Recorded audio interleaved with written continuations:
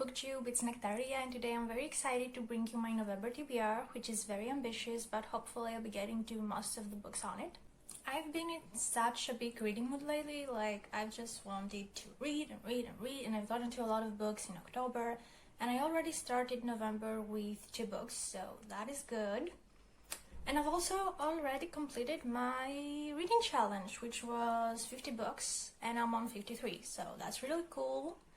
Like last year I had 60 books and I was like literally reading until midnight New Year's Eve to manage. So I feel like this year I'm just very relaxed with my reading challenge.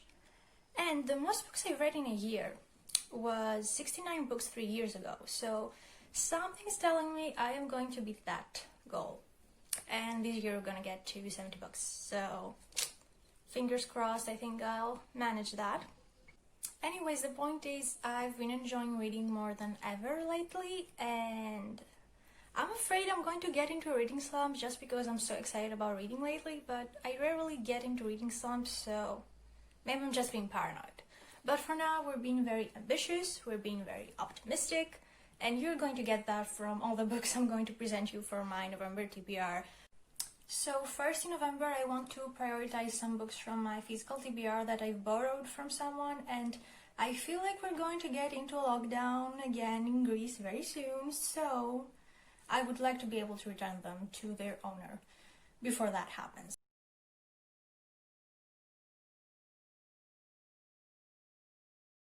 So the first book is a Greek novel I know nothing about, because I just go to the person and I'm like, I need books, and they're like giving me books they think I should read, so I have no idea what this is, but I love getting into books with nothing about them, so that sounds exciting. Next is a collection of short stories by Nathaniel Hawthorne. I've read some parts of some of his short stories, so I feel like his writing and the things he writes about are right up my alley, so I'm really excited about getting to this. The next books are from an author I've wanted to read for a while and I'm really excited to be able to, and that is none other than Jorge Borges. I've only read some of his poetry in the past and I really enjoyed his writing. So here we have a collection of essays called Other Inquisitions and a collection of short stories called Fictions. I've been told that these 2 books, especially the essay collection, are a bit hard to read, like they just need you to be very conscious while reading, and they're not just the easiest writing to understand, but I'm very excited about them nonetheless. Next up is a semi-autobiographical novel by the Hungarian author Emre Cortez. I believe I pronounced his name right, but I apologize very much if I didn't. Anyways, this book is called Faithlessness, and the author received the Nobel Prize Award in Literature for this. It is a semi-autobiographical novel about a young Jewish boy who was imprisoned in Auschwitz during the Second World War, and it is unfortunately inspired by the author's own experiences, since he was himself imprisoned in concentration camps during the Second World War.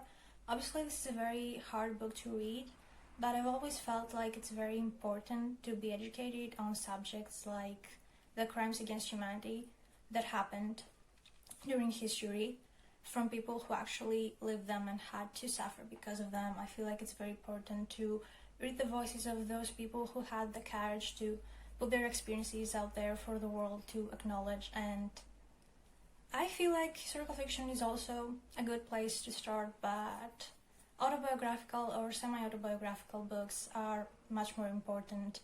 And I feel like it's important to just read about such dark moments in history, even though it's obviously not pleasant, for us to be able to understand when leaders in today's world are trying to repeat such crimes against humanity, maybe in alternative ways, but still, and to be able to understand that and to be able to use your voice to put a stop to that is very important. So that is one reason I'm very excited to get to this book. They have some poetry collections I'm very excited to get to. So we have an anthology of Greek poetry. I've already read most of the poems that are included in this, but I'm still really excited to read it. And then a collection of poetry also in Greek by a Greek poet I haven't heard of before, but I'm really excited to get to new poetry all the time, so this sounds very exciting. Next is the poetry collection A Season in Hell by Arthur Rimbaud. I already read a poetry collection of his called Illuminations. It was the last book I read in October actually, and I really enjoyed his writing. The themes he explores in his poetry aren't my favorite to see poetry, but I still enjoyed it very much, and his writing is undeniably gorgeous and magical, so I'm really excited to get to this. And lastly, I have two poetry collections from the Portuguese author and poet Fernando Pessoa.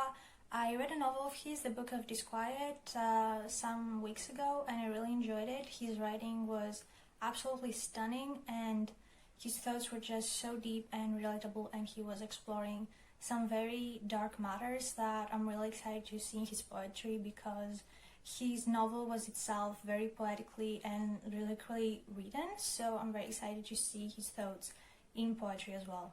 So those were just the books I borrowed, and they already make 10 books, so it's already very ambitious to say I'll get to 10 books in the rest of November, but in case I do, I also have some other titles that I like to squeeze in before the month ends, so I'm also gonna show you those. First is a dark academia novel that I've been really excited to get to. Like, dark academia isn't a genre I've read anything of. Maybe I've read some dark academia-ish stuff, but nothing strictly dark academia, so I've been wanting to buy this book that has made itself a classic, like, dark academia novel, and then I found out my mom has it in the basement, so I was like, this is meant to be. And that is Donna Tartt's The Secret History. I've heard mixed reviews about it, like some people are giving it 5 stars and are saying that it's a masterpiece, and some others say that although it was interesting, it was very slow and hard to get through, so I'm very excited to see what I'll think of this. It's a very heavy book and it's very thick. It's like 650 something pages, so it is ambitious to say I'll get to it in November, but it just feels like a November read, you know. It's still fall, not quite winter. Dark academia feels like a November genre, so I hope I'll be able to get to this. Next up, I have a historical fiction that has been on my shelves for a few months, and that is Victoria Hislop's Those Who Are Loved. I've always had the question whether Victoria Hislop is as famous internationally as she is in Greece, because I feel like I haven't seen her books like anywhere on Bookstagram or BookTube, but in Greece she's like so big and so like important. Because she herself, I believe she's English, but she writes so much historical fiction about Greece, so everyone in Greece loves her, and she's written a book called The Island, which I haven't read. I haven't read anything by her actually, which is why I'm so excited to get to this. But anyway, that book, The Island, was very famous in Greece, and it even got turned into a Greek TV series that everyone loves, so Victoria Hislop is like very important here in Greece. So I'm very excited to get her novel. This is historical fiction about the civil war in Greece of the 20th century, and it is a historical period that I want to read more about, that I'm very interested in. So this feels like a great book to read. It's also, like, it's not that thick, but it's kind of thick, but I feel like the font is quite big, so maybe we'll get to that. I'm very excited to read it, and I'm very excited to see what I'll think about it.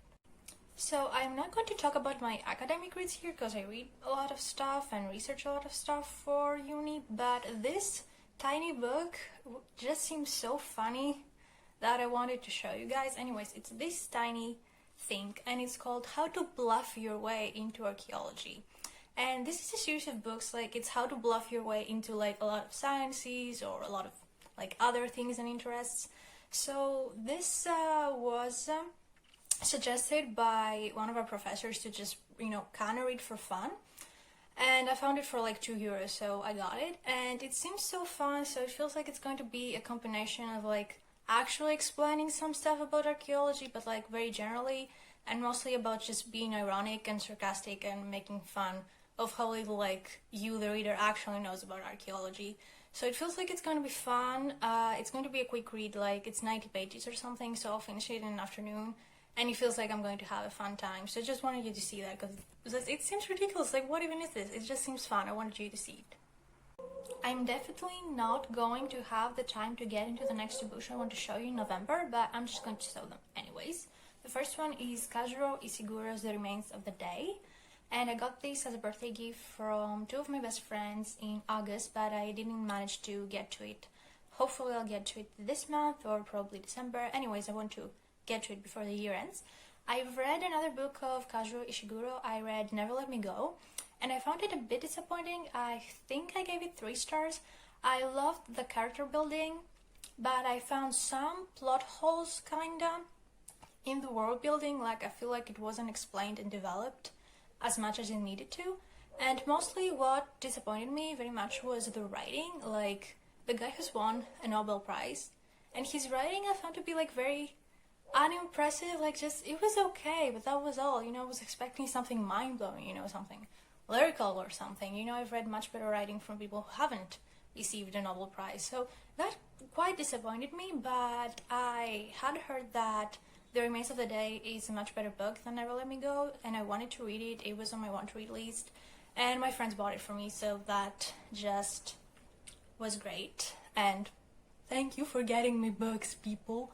Anyways, it isn't that thick. It's like, no, actually it's not thick at all.